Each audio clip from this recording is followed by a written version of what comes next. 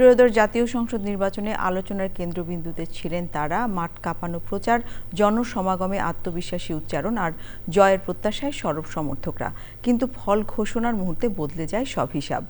নির্বাচনে তারেক রহমানের নেতৃত্বে বাংলাদেশ জাতীয়তাবাদী দল বিএনপি 2/3 বেশি আসনে জয় পেয়ে নিরঙ্কুশ সংখ্যাগরিষ্ঠতা অর্জন করে।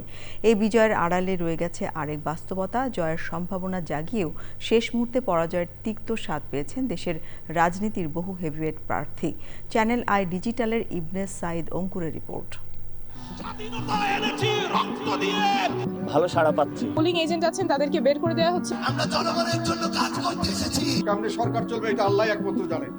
রাজধানীর বহুল আলোচিত ঢাকা ৮ আসনে ২৪-এর গণঅভ্যুত্থানে নেতৃত্ব দেওয়া তরুণদের দল এনসিপির নাসির উদ্দিন পাটোয়ারি জোরালো প্রচারের মাধ্যমে আলোচনায় আসেন। তবে হাড্ডাহাড্ডি লড়াই শেষে প্রায় ৫,০০০ ভোটের ব্যবধানে পরাজিত হন মির্জা আব্বাসের কাছে। জুলাই যোদ্ধাদের সমন্বয়ক সার্জিস আলম পরাজিত হলেও রাজনৈতিক সৌজন্যের অনন্য উদাহরণ স্থাপন করেন। ধানের শীষ প্রতীকে ব্যারিস্টার মুহাম্মদ নওশাদ জমির বিজয়ী হন।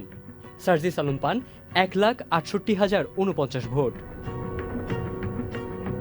এনসিপি ত্যাগ করে স্বতন্ত্র প্রার্থী হওয়া ডক্টর তাসনিম জারা আলোচনায় থাকলেও ফলাফলে তার অবস্থান তৃতীয়। বাংলাদেশ খেলাফতে মজলিসের নেতা মামুনুল হক হাড্ডাহাড্ডি লড়াই করলেও বিএনপির ববি হাজ্জাজের কাছে ২,৩২০ ভোটে পরাজিত হন। তবে ফলাফল টেম্পারিংয়ের অভিযোগ করেছেন তিনি। আন্দোলন সংগ্রামে সক্রিয় ভূমিকার কারণে জয়ের প্রত্যাশা থাকলেও দাঁড়িপাল্লা প্রতীকের প্রার্থী অবসরপ্রাপ্ত কর্নেল মোহাম্মদ আব্দুল বাতেনের কাছে পরাজিত হয়েছেন বিএনপির প্রার্থী ফুটবলার আমিনুল হক। লাঙ্গল প্রতীকে প্রতিদ্বন্দ্বিতা করে গোলাম মোহাম্মদ কাদের জিএম কাদের তৃতীয় হয়েছেন। রংপুর ৩ আসনে জয় পেয়েছেন জামায়াতে ইসলামীর প্রার্থী মোহাম্মদ মাহবুবুর রহমান বেলাল। রংপুরে লাঙ্গলের দুর্গে জিএম কাদেরের পরাজয় বিস্মিত করেছেন অনেককে।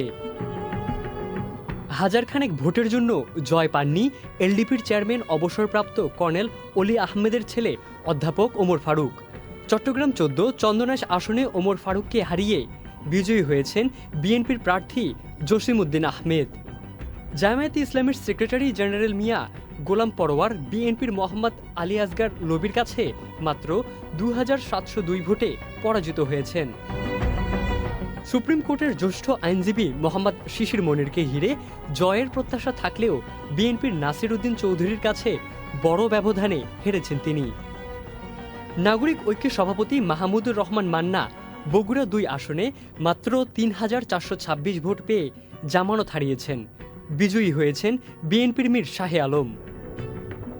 চাঁপাইনবাবগঞ্জ ৩ আসনে সাবেক এমপি হারুনুর রশিদ হারুন জামায়াতের নুরুল ইসলাম বুলবুলের কাছে উল্লেখযোগ্য ভোট ব্যবধানে হেরেছেন। ত্রয়োদশ জাতীয় সংসদ নির্বাচন দেখিয়েছে রাজনীতিতে আলোচনায় থাকা মানেই বিজয় নিশ্চিত নয়। তীব্র প্রতিদ্বন্দ্বিতা, নতুন জোট সমীকরণ এবং ভোটারদের পরিবর্তিত মনোভাব সব মিলিয়ে বহু হেভিওয়েট প্রার্থীর জন্য এই নির্বাচন কঠিন বাস্তবতার প্রতিচ্ছবি।